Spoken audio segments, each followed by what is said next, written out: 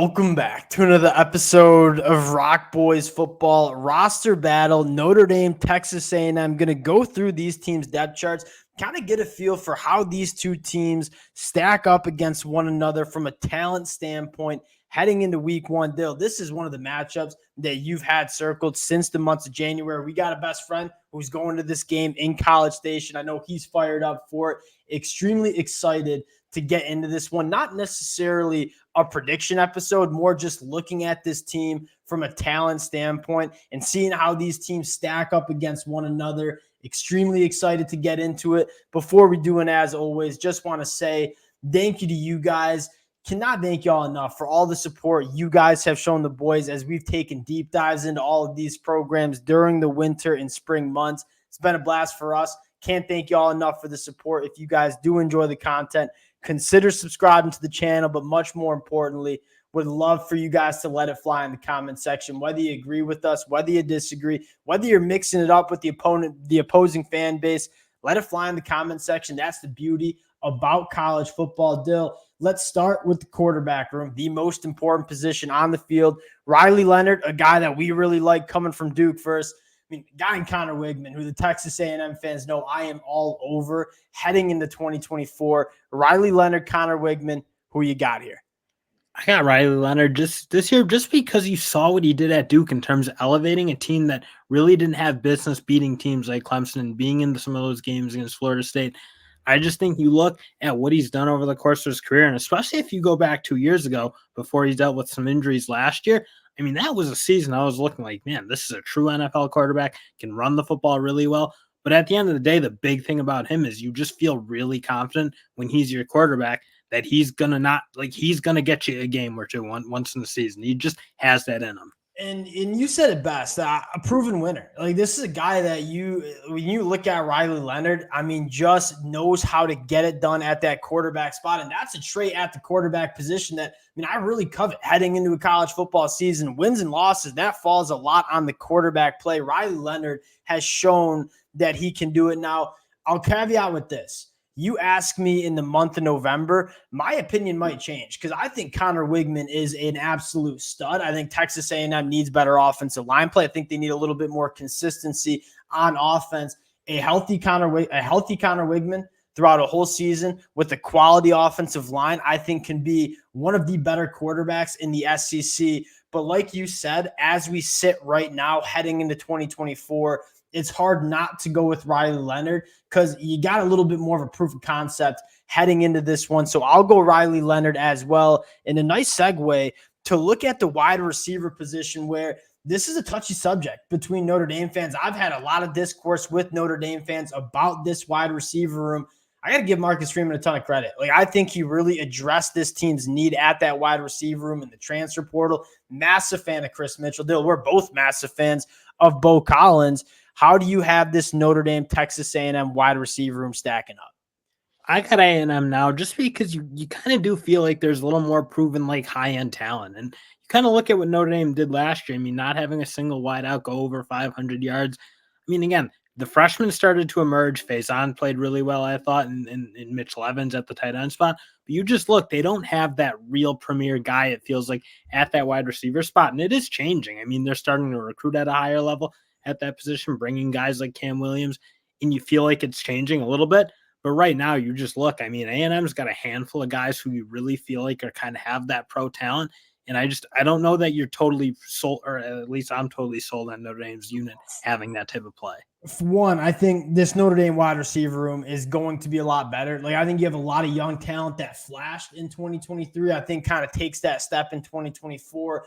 For the same reason that I went with Riley Leonard at the quarterback position, I'll go with Texas A&M at the wide receiver room. You've just seen enough from a lot of these wide receivers in Texas A&M that you probably right now, heading into 2024, you take Texas A&M. You have some real guys that I think could break out, guys like Noah Thomas. They did a nice job in the portal with Cyrus Allen and Jahdae Barber. And then you look at Notre Dame, I like a bunch of these names. On paper, I really like this wide receiver room. Chris Mitchell coming in from FIU is just electric with the football in his hands. Jaden Greathouse was phenomenal as a true freshman, but you want to see a little bit more consistency from this unit that you just haven't seen the last couple of years For that reason, I'll go Texas A&M. But again, very similar conversation. This could change when you get into the month of November now. Especially with better quarterback play, because a natural guy, I'm sure the Notre Dame response will be like, well, Sam Hartman did not have a great year last year. I don't think anyone thinks that. And they really had no answer in 2022. So you haven't really seen steady quarterback play. And you're right. At the end of the day, it's going to be the young guys, I think, for Notre Dame leading the charge. I love what they have with Collins and Mitchell, but I'm really excited to see the young guys kind of step up and kind of mark their stamp on this program. Yeah, a guy like Cam Williams, I think the boys are very excited. We loved him coming out of high school. Dill, this is when I was doing it, I got my notes in front of me, running back position. I love both these running back rooms. I'll go let you have the first word on this, and I'll probably just fight you on whatever one you take, who you got, Notre Dame, Texas A&M in that running back room. This to me, I honestly thought A&M by like a decent margin. I mean, how deep that room is. Ruben Owens is, I think, the most talented running back on this field by a decent margin. I love the A&M running back room. I think it's three-headed deep, and I think you have a real stud in Ruben Owens. I'm just not sure when you lose a guy like Estime.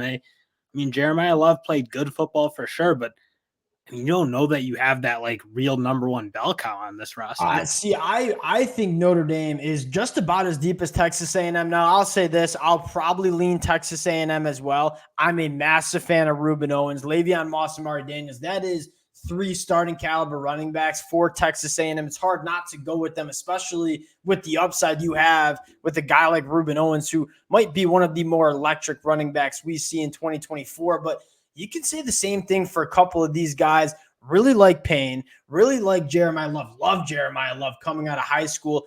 I think a lot of people, again, I don't mean to say casual college football fans, look at this Notre Dame running back room and say, oh, you lose a guy like, maybe I'm calling you a casual college football fan here. Like it. You lose Audric Estime. And I think a lot of people assume, oh, this Notre Dame running back room not going to be as good.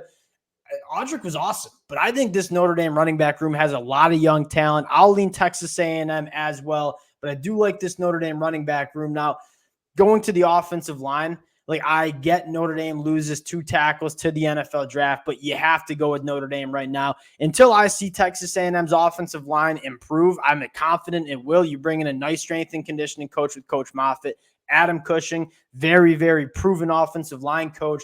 But I think a lot of Texas A&M fans would probably agree. I'll believe it when I see it. I'll trust the Notre Dame development at that offensive line. Give me Notre Dame on the offensive line. I mean, frankly, both teams need to play a little bit better there. I think Notre Dame, I wouldn't be surprised if they have a totally new starting 5. They had great tackles last year.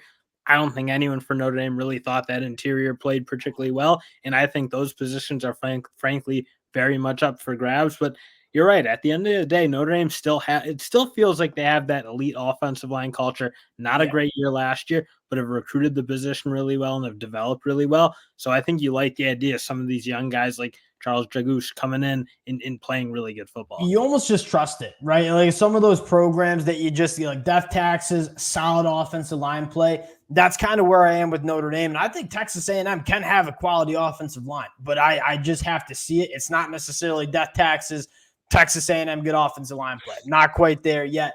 Now, moving to the defensive line. This either way I go, I feel like we're going to get some heat with this one. I'm going to go with Texas A&M's defensive line. I think it is so loaded with NFL talent, first round NFL talent, quite frankly, whether you're talking Shamar Turner, Shamar Stewart, Nick Skirton coming in through the transfer portal, guys like Brownlaw, Dindy, DJ Hicks kind of taking that step in 2024. I've been on record thinking I think this Texas A&M defensive line is one of the best units in the country. Sacked the quarterback last year, 12% of dropbacks. That was number 1 in the country. And then you add one of the best pass rushers in the country in Nick Skirton coming over from Purdue. You got to lean Texas A&M in my mind, but Notre Dame, this is probably going to be a top 10 defensive line as well. I'll ask you, who do you have?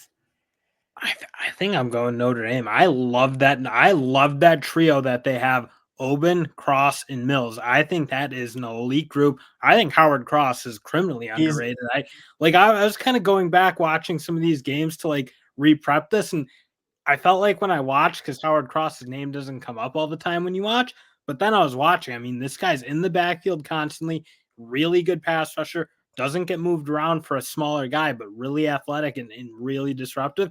I love what Notre Dame has in this middle of the field.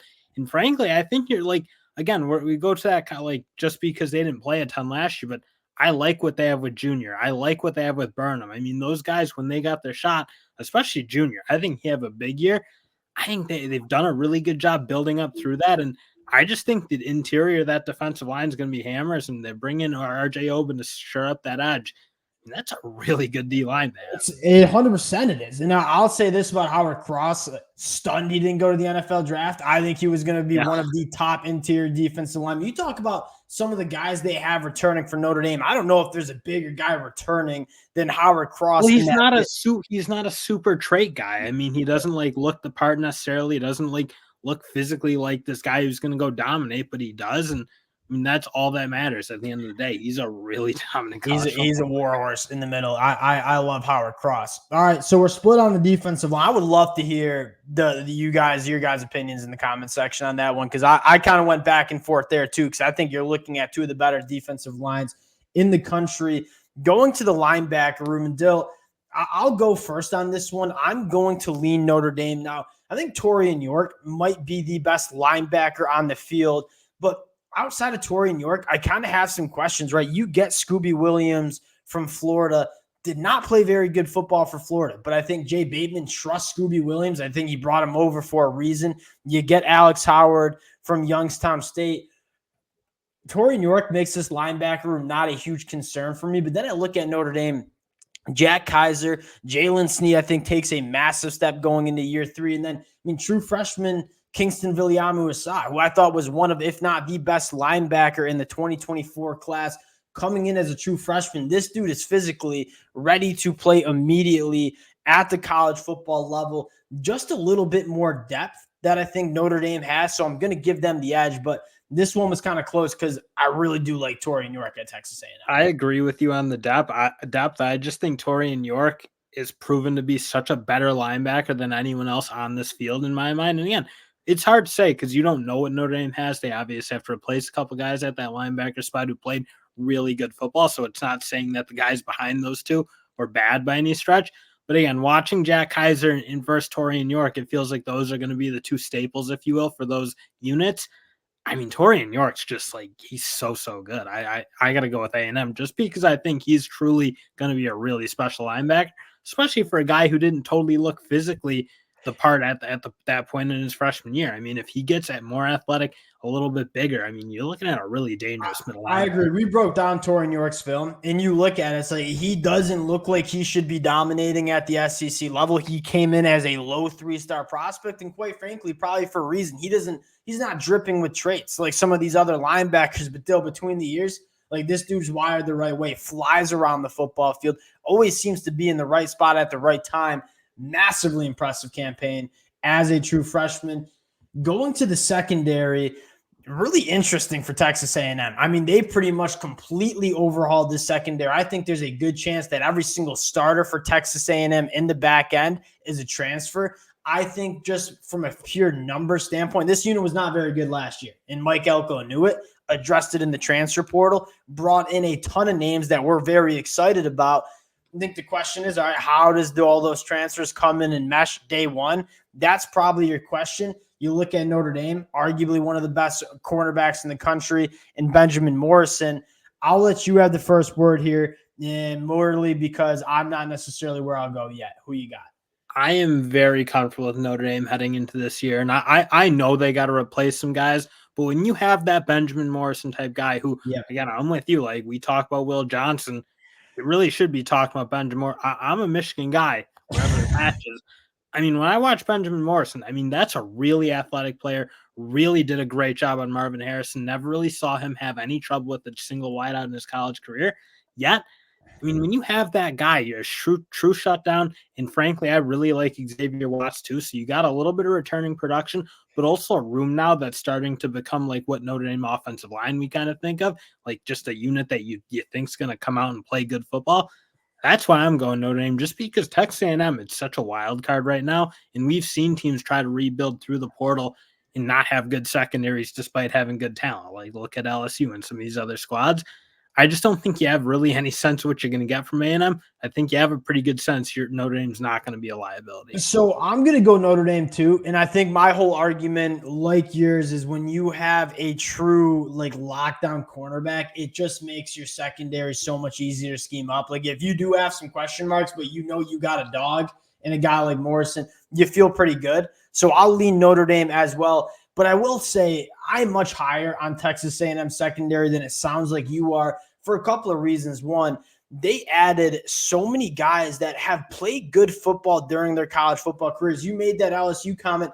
That's a good comparison, but LSU went out and got guys that had a bunch of question marks. Like a lot of these guys coming in for Texas A&M have played good at the college football level. And furthermore, I mean, LSU's coaching staff was a disaster last year. That's why none of them have a job anymore. You look at Texas A&M, I trust Mike Elko to get this secondary right. You're giving him too much talent for this secondary not to be good. But like you, I think it'd be foolish for me to sit here and say, all right, if you're going to start pretty much a whole new secondary, I'm going to go with Notre Dame, kind of the more proven concept right now. Though we're going to look at this game from so many different angles over the next couple months. This might be, you look at all the environments that you'll see in college football, don't know if you'll get a more electric environment than Notre Dame, Texas A&M in College Station. The boys are fired up. We'll talk about this game a lot more in the next couple months. Appreciate you guys rocking with the fellas. Again, if y'all do enjoy the content, consider subscribing to the channel. Appreciate you guys, and we'll talk to y'all later.